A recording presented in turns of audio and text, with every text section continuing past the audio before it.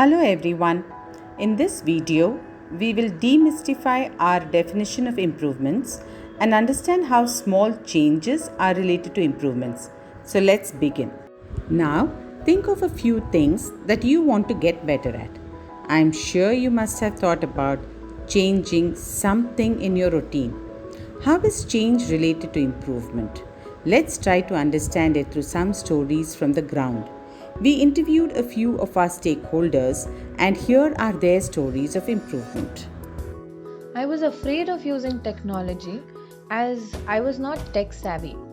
I was more comfortable with the pen paper method for maintaining PTM records, MDM data, enrollment data, and so on.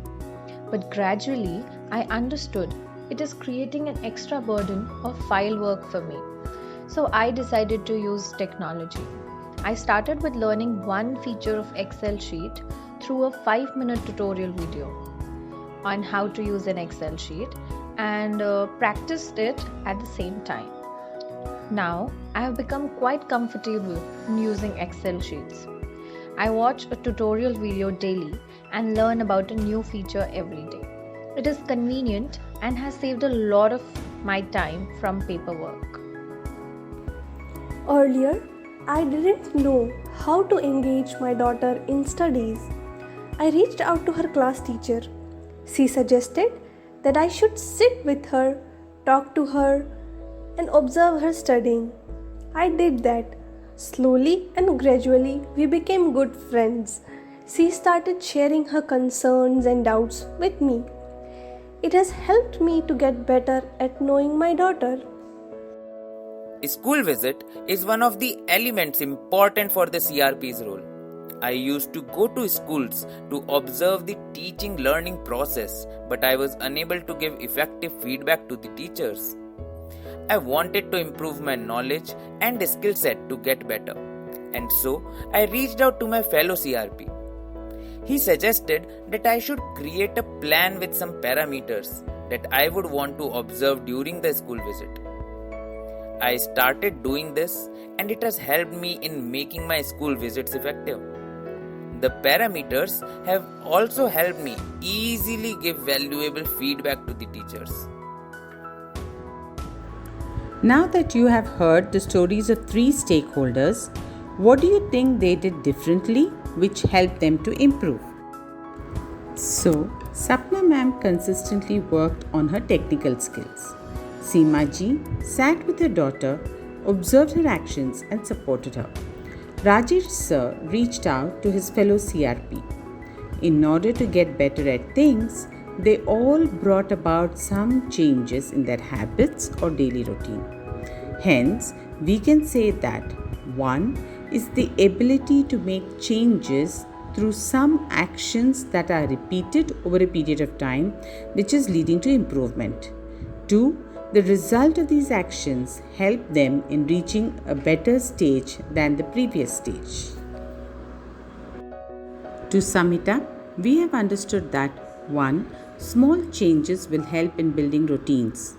2. Routines will help in completing the small tasks. 3. And adding more tasks consistently will help you improve. What do you understand by the poster? Pause the video for a few seconds and think about it. It means if you increase your productivity by 1% each day for 365 days continuously, you will improve 37 times more from where you started over a year. Thus, imagine if we can get 1% better each day for a year, we will end up being 37 times better by the end of the year. We will be a better version of ourselves with a set of new knowledge and skill set. Improvement is possible by taking small steps towards success by making our goals doable on a daily basis. Like Sapna ma'am, who worked on her technical skills and was able to increase her work efficiency. This is called the compounding effect.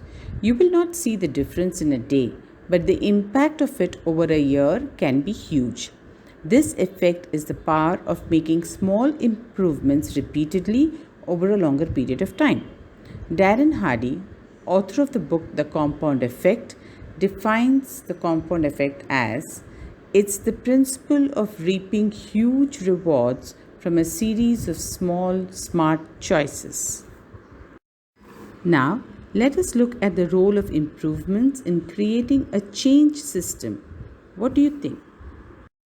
Let's look at this with an example of a school leader. A school leader is surrounded by multiple components like community, school, administration, and teachers.